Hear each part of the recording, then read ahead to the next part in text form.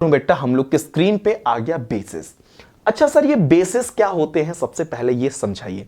Base का मतलब ऐसे सब्सटेंस को बेटा बेस बोलेंगे जो बीटर टेस्ट रखता हो, जिसका स्वाद कड़वा हो। लेकिन क्या हर एक कड़वे चीज को अब वैसे जनरली गए लैब में और चेक करेंगे कि क्या ये कड़वा है, बेटा कड़वा चेक नहीं कर सकते अपन, ठीक है, समझ में आ गया। चलो हम लोग देखो चेक करने के लिए हम लोग यूज करेंगे लिटमस पेपर, लेकिन जनरली आपको पता होना चाहिए कि बेसिस जो होते हैं टेस्ट में कैसे होते हैं, बीटर होते हैं। सर क्या बात करते हो, है ना। बेसिस की सेकंड बात करूं तो ये ऐसे केमिकल सब्सटेंस है जो न्यूट्रलाइज कर देता है बेटा एसिड को। अभी तो बताए थे जी, अभी तो बताए थे कि एसिड बेस को न्यूट्रलाइज करता है, तो वही बात तो फिर बोल रहा हूं कि बेस एक ऐसा केमिकल सब्सटेंस है जो एसिड को न्यूट्रलाइज करेगा। समझ में आ गया, ठीक है। अच्छा सर जितने भी मेटल ऑक्साइड्स होते हैं, जितने भी मेटल हाइड्रोक्साइड्स होते हैं, वो सब बेसिस होते हैं ना, जैसे NaOH, KOH, MgOH whole twice, Na2O, ये सब के सब क्या है सर, बेस है। जितने मेटल ऑक्साइड्स हैं बेटा, जितने मेटल हाइड्रोक्साइड्स हैं बेटा, जितने मेटल हाइड्रोजन कार्बोनेट्स की मैं बात करूं, जितने मेटल कार्बोनेट की मैं बात करूं, that is said to be ना बेस। सर ये बेस है ना, यस सर बेस है।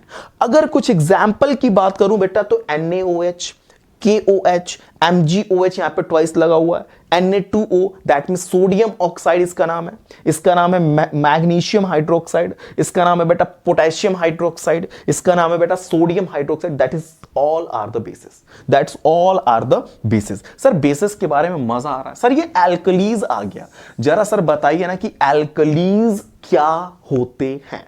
जो बेसिस वाटर में सॉल्यूबल हो गए ना बेटा, उसको तुम बोलोगे सर ये एल्कलीज है, ठीक है। आप लोगों को यह बात पता होनी चाहिए सर मैं किसको एल्कलीज बोलूंगा। सभी बेसिस ना, सुनो ध्यान से देखना क्या मैं बोल रहा हूं, हैवी लाइन बोल रहा हूं। जितने भी एल्कलीज होते हैं ना वो सब बेस होते हैं। फिर से सुनो, जितने भी एल्कलीज होते हैं ना वो सब बेस होते हैं, लेकिन सभी बेसिस जो होते हैं ना वो एल्कलीज नहीं होते हैं। समझ में आया क्या बोला, वेरी गुड। अच्छा सर ये एल्कलीज का मतलब क्या होता है कि जो बेसिस वाटर में सॉल्यूबल है। अच्छा सारे बेसिस अगर सॉल्यूबल होते तो तब ना मैं बोलता कि ये तुम एल्कलीज हो, लेकिन सभी एल्कलीज जो हैं वो बेस ही तो होते होंगे, है ना, लेकिन सभी बेस एल्कलीज नहीं होते। इस बात का खास ध्यान रखना, ठीक है। तो यहां पे लिखा गया है कि basis which is soluble in water is called alkali. समझ में आया सर, एक एग्जाम्पल हो जाता तो मजा आ जाता। MgOH whole twice, magnesium hydroxide, ammonium hydroxide, है ना, यहां पे इसको सही कर लीजिए सोडियम हाइड्रोक्साइड, ठीक है, थोड़ा सा चलो ठीक है, एटसेट्रा और भी चीजें जितने भी चैट सेक्शन में आप मुझे और भी एल्कलीज के एग्जाम्पल बताएंगे, ठीक है। चलो यहां पे बताइए sir what do all basis have in common. Sir एक चीजें आप एसिड में भी इनको बताना चाहिए था मुझे, ठीक है।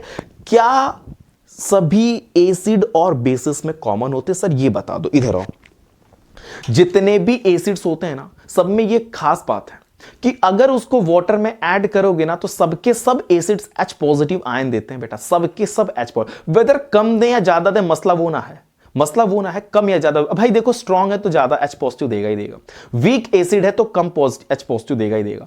मसला वो नहीं है, मसला ये है कि H पॉजिटिव दे रहा है ना यार, है ना। अच्छा बेसिस में क्या कॉमन होगा, सर बेस पढ़ा रहे हो तो बेस के बारे में बात करो। यहां पे बेसिस में ये बात होती है कि जितने भी बेसिस होते हैं ना, अच्छा मैं एल्कलीज वो एसिड वाला दिखा के मैं वहां पे बता देता हूं आपको, ठीक है, एसिड वाला दिखा के बता देता हूं। चलो ये रहा एसिड, यहां पे मैं फिर से एक लाइन बोल देता हूं। देखो जितने भी एसिड होते हैं सब एसिड्स कॉमन होते हैं, जितने भी एसिड्स होते हैं सबके सब एसिड्स क्या होते हैं, कॉमन, चाहे वो कम H। देखो कॉमन क्यों कहते हैं बेटा, जैसे मैंने कहा all boys are common, all girls are common, ठीक है, मैंने बोला all acids are in common.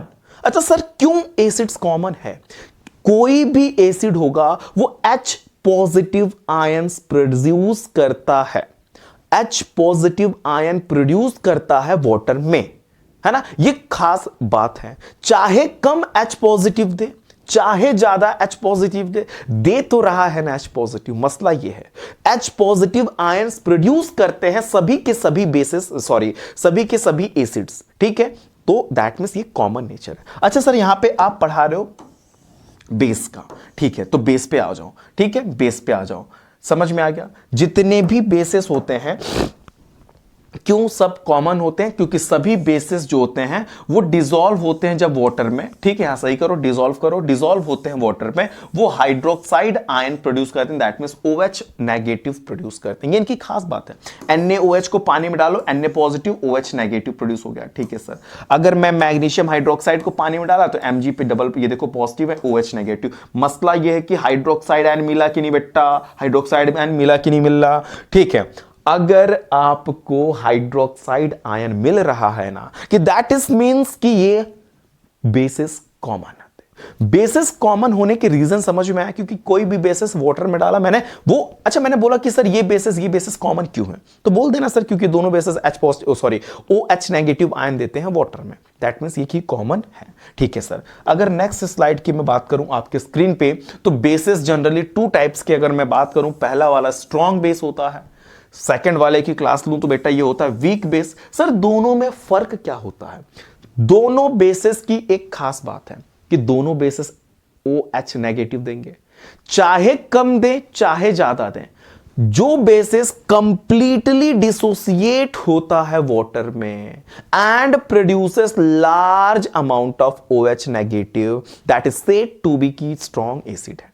जो बेसिस पार्शियली आयोनाइज्ड होता है वाटर में and produces less amount of OH negative, that is said to be कि बेटा ये वीक बेस है। समझ में आया, ठीक है। यहां पे देखो स्ट्रॉन्ग बेस की खास बात, the basis which is completely ionised in water and produces large amount of hydroxide ion, large amount of hydroxide ion, that means आपने बताया sir NaOH, KOH is the example of strong bases, ठीक है। अच्छा sir weak base की भी बातें आपने कर दी, एक बार स्टेटमेंट पढ़ दीजिए कि जो बेसिस पार्शियली आयोनाइज्ड होते हैं वाटर में, इनकम्प्लीटली आयोनाइज्ड होते हैं वाटर में and produces small amount of hydroxide ion, small amount of hydroxide ion देते हैं बेटा, small amount of hydroxide ion देते हैं, ठीक है। उसको अपन बोलते हैं जैसे कि क्या, magnesium hydroxide MgOH whole twice, Na2O sodium oxide, NH4OH that means ammonium hydroxide, these all are the weak bases, these all are the weak bases. क्या बात करते हो सर, ठीक है। चलो अगर यहां पे मैं बात करूं प्रॉपर्टीज ऑफ बेसिस की, तो खास बातें बात करेंगे आज। पहला कि बेसिस हैव बीटर टेस्ट, याद करो बेटा, है ना। बेसिस के टेस्ट कैसे होते हैं? बीटर, कड़वा होते हैं। क्या बात है ना, खाने के बाद हो जाओगे ना, कड़वा हो जाता है, ठीक है। अच्छा बेस को टच करोगे ना तो स्लीपरी महसूस होगा, सोपी महसूस होगा, स्लीपरी, है ना, स्लीपरी, फिसलने जैसा, सोपी महसूस हो। साबुन को देखा आपने? ओह माय गॉड, क्या ही पूछ दिया मैंने अभी, मतलब पूछा साबुन खाए हो क्या, वो अलग बात होती, साबुन देखे हो ये पूछ दे, चलो कोई बात नहीं, साबुन देखे भी हो, ठीक है, यूज भी की हो, कोई बात नहीं। साबुन मतलब फील सोपी टू टच, स्लीपरी महसूस होता है। बेस की एक और खास बात है कि ब्लू कलर देता है, किस कलर से? रेड से देता है। 3 प्रॉपर्टी हो गया। अच्छा सर बेसिस की और एक खास बात बताइए, इलेक्ट्रिसिटी कंडक्ट करता है बेटा, ठीक है सर, 4 खास बात हो गया। बेसिस अगर मेटल से रिएक्ट करेगा तो हाइड्रोजन गैस देगा। 5 प्रॉपर्टी आपके स्क्रीन पे लिखा हुआ है, क्या याद हुआ आपको? बीटर टेस्ट होता है, ठीक है सर, यानी कि फील सोपी टू टच, ये भी सर पता चल गया। सर ये इलेक्ट्रिसिटी कंडक्ट करता है, ये भी पता चल गया। रेड टू ब्लू करता है सर, ये भी पता चल गया। अगर ये मेटल से रिएक्शन करेगा तो हाइड्रोजन गैस देगा सर, ये भी पता चल गया। सर आगे बताइए ना, ठीक है। चलो आगे चलते हैं बेटा। यहां पे एक एग्जांपल है कि बेस ने अगर रिएक्शन किया सोडियम जिंक मेटल के साथ, ये एग्जांपल भर भर के एग्जाम में पूछा गया बेटा, IMP लिखो, क्योंकि क्वेश्चंस को भी टारगेट में रखा है अपन ने, इंपॉर्टेंट ये सोडियम जिंकेट Na2ZnO2 बनेगा और ये हाइड्रोजन गैस, ये आपको पता होना चाहिए कि सोडियम, अच्छा जिंकेट आयन यहां पे सोडियम है, ठीक है, सोडियम की वैलेंसी एक होती है जिंकेट आयन, ZnO2 पे 2-, ठीक है, वो देखो ZnO2 पे 2-, +1 इसकी, और इस पे 2- है तो -2। इस तरीके से अगर मैं क्रॉस मल्टीप्लाई कर रहा हूं, ठीक है, तो Na का मल्टीप्लाई 2 में होगा तो वही Na2 यहां पे लिखा जाता है। ZnO2 का मल्टीप्लाई 1 में होगा तो वही जो है बेटा, ठीक है, ध्यान से देखो, वही जो है क्या हो जाएगा, ZnO2, तो सोडियम जिंकेट का फॉर्मूला Na2ZnO2 होता है। ठीक है सर, अगर मैं नेक्स्ट की बात करूं कि बेस रिएक्ट करे एसिड से, तो सॉल्ट एंड वाटर, ये चीजें वहां पे भी मैंने बताया था कि बेस का रिएक्शन अगर मैं सल्फ्यूरिक के साथ करा दूं तो सॉल्ट एंड वाटर देगा। ये देखो sodium sulphate and the water will be the form, that is the neutralisation reaction. ये क्या है बेटा? न्यूट्रलाइजेशन रिएक्शन है। अच्छा, न्यूट्रलाइजेशन रिएक्शन से क्या समझते हैं आप कि जब एसिड बेस के साथ रिएक्शन करेगा तो मामला पूरा का पूरा क्या हो जाएगा? न्यूट्रल हो जाएगा। समझ में आया? ठीक है सर। बेसिस अगर रिएक्ट करता है नॉन मेटल ऑक्साइड के साथ तो सॉल्ट एंड वाटर बनाएगा। एक एग्जांपल लीजिए सर बेसिस का, कैल्शियम हाइड्रोक्साइड एक बेस है सर। एक नॉन मेटल ऑक्साइड लीजिए तो CO2 ले लेता हूं, नॉन मेटल है C और O2 मतलब नॉन मेटल ऑक्साइड। सर क्या देगा? सॉल्ट देगा एंड वाटर देगा। सर ये देखो salt CaCO3 and the water is H2O। आपको जनरली प्रॉपर्टीज पता होना चाहिए। 5 वहां पे पढ़ाया था, 6 और 7 बेसिस की प्रॉपर्टीज की चर्चा कर लिया, क्योंकि रिवीजन है, वन शॉट की बात हो रही तो एक ही में फिजिकल केमिकल सब मिला दिया मैंने।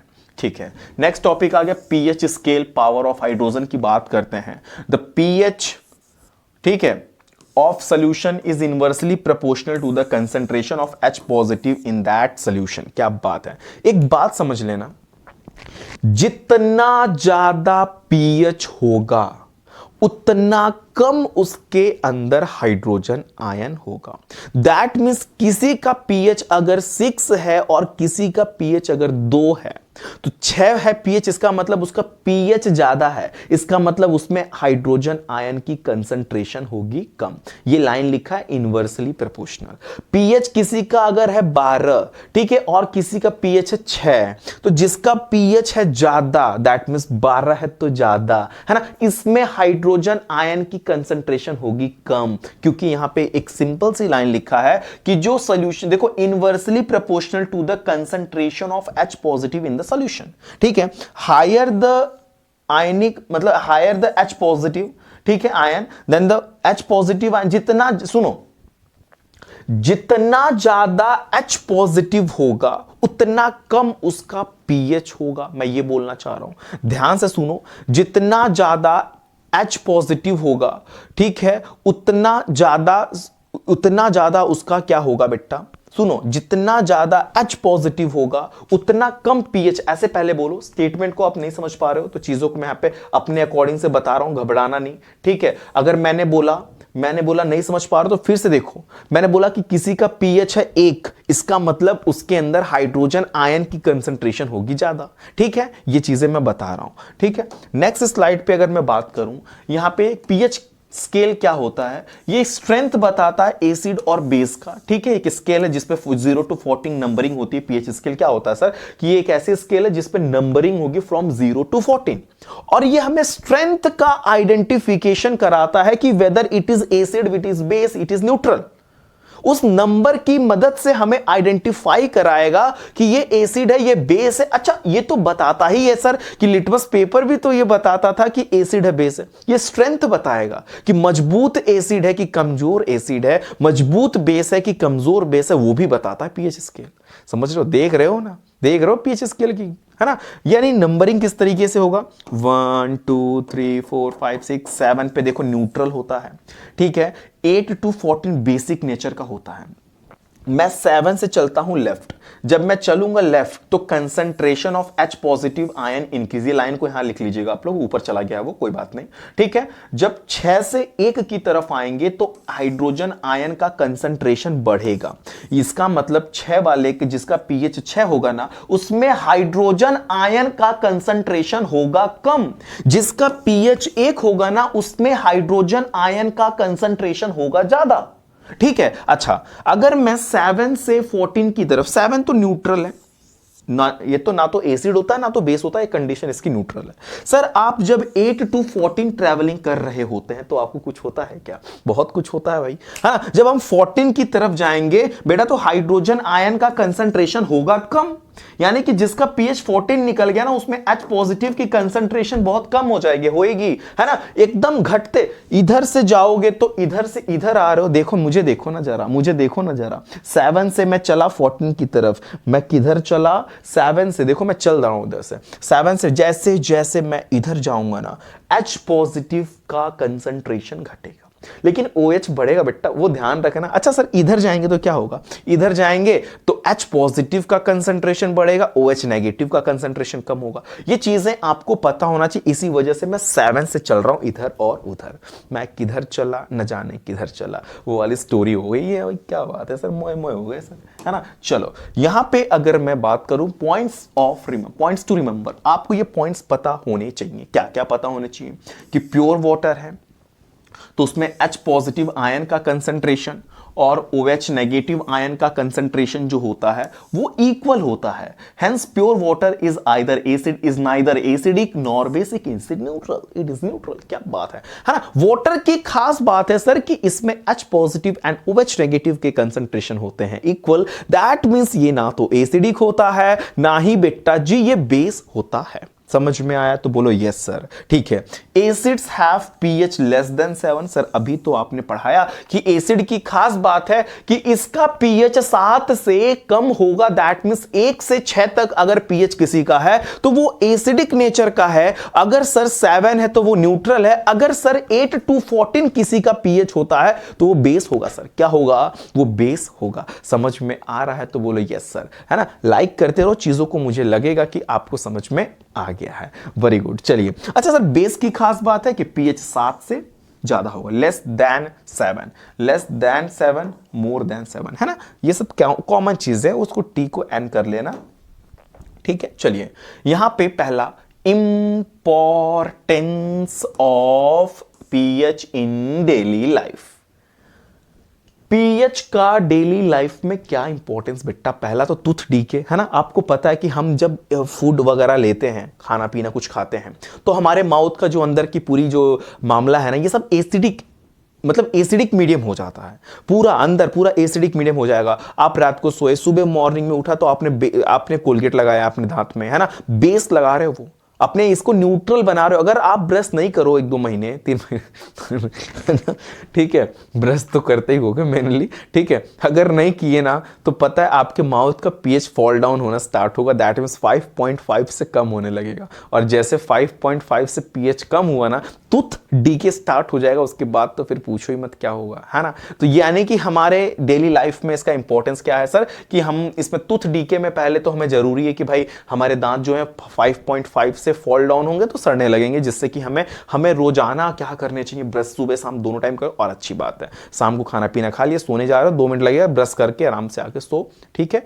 और फिर मॉर्निंग में तो करते ही हैं आप, ठीक है। इस तरीके से चीजें आपके दांत जो है लॉन्ग लास्टिंग हो जाएंगे। आवर बॉडी, देखो एक चीज ध्यान से सुनना एकदम, कि जो हमारे ये यहां पे लिखा हूं मैं, लोअर देन दैट 5.5, जिसके वजह से आपके दांत जो है कैल्शियम फॉस्फेट के बने, तो वो एक तरीके से हार्डेस्ट होता है हमारे बॉडी में। ये देखो पूरी समरी बता दिया मैंने कि आपके जो माउथ में जो माउथ में दांत होते हैं बेटा, है ना, जो टूथ है बेटा, वो कब फॉल डाउन हो, कब सड़ना स्टार्ट होते हैं, वो चीजें मैंने बताई। ये इंपॉर्टेंस है कि आप बेस लगाइए, चीजें सही हो जाएंगी, ठीक है। टाइम वेस्ट नहीं करना। Importance of pH in soil, आपको पता है कि आपकी मिट्टियों में जो है, जब खेती वगैरह हम करते हैं मैन्युअली, देखो जब चीजें हम लोग ऐड कर रहे हैं, अगर हमारा सॉइल जो है एक तरीके से एसिडिक नेचर का हो गया, तो उसमें हम बेस मार के उसको कंडीशन को न्यूट्रल कर देते हैं, ताकि हमारा जो यहाँ पे खेती वगैरह हम लोग कर रहे हैं वो चीजें सही हो जाए, फसल हमारे अच्छी से उपजाऊ मिट्टी बन जाए। इस तरीके से हमारी थिंकिंग रहती है कि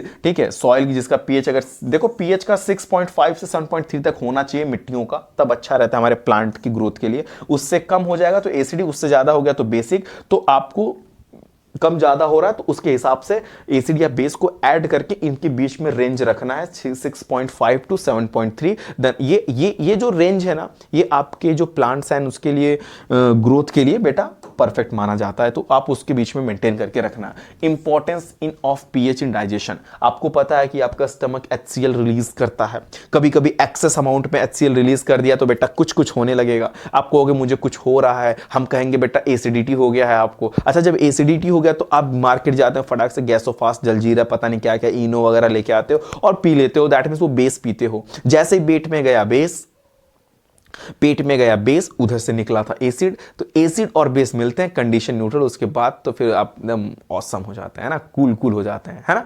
वो चीजें कहीं ना कहीं आपको बस ये बता रहा है कि ये न्यूट्रल बनवा रहे हैं ना सर चीजों को, तो आपका फायदा हुआ कि नहीं हुआ, मस्त हो गया कि नहीं हो गया। HCl की खास बात देखो, HCl तो रिलीज हमारा स्टमक फेंकता ही फेंकता है, ये बात पता है, उसका 1 से 3 के बीच में रेंज होता है। अगर तो हमको कुछ करना नहीं है चीजों को, हम उसके बाद जो बेटा ज्यादा सीक्रेट हो जाता है तो हमें एसिडिटी हो जाता है, चीजें सर ऑलरेडी आप बता दें, कोई मतलब नहीं है इसका, ठीक है।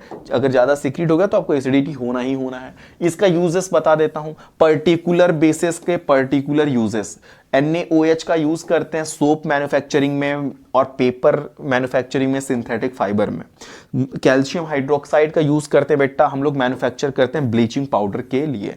स्पेशल बेसिस का यूज है, स्पेशल बता रहा हूं मैं आपको, ठीक है। अगर मैं बोलूं मैग्नीशियम हाइड्रोक्साइड का यूज तो एंटासिड के रूप में यूज करते हैं। अच्छा सर, आपको एंटासिड आपने नहीं बताया, वही चीजें जो आपने मार्केट से लाके अपने एसिडिटी को सही करते हो, है ना, तो वो चीजें हैं कि आप इसको भी अगर ले लेते हैं तो आपकी एसिडिटी बेटा ठीक हो जाती है। समझ में आया। मेनली आप जो पढ़ रहे हैं ना, वो चीजें बहुत बेसिकली पढ़ा रहा हूं, एकदम इजी वे में बता रहा हूं, मजा भी आ रहा होगा क्लासेस में आज तो। सोडियम हाइड्रोजन कार्बोनेट बेटा एक बेस है, इसका यूज करते हैं अपन वॉशिंग सोडा में, समझ में आ गया।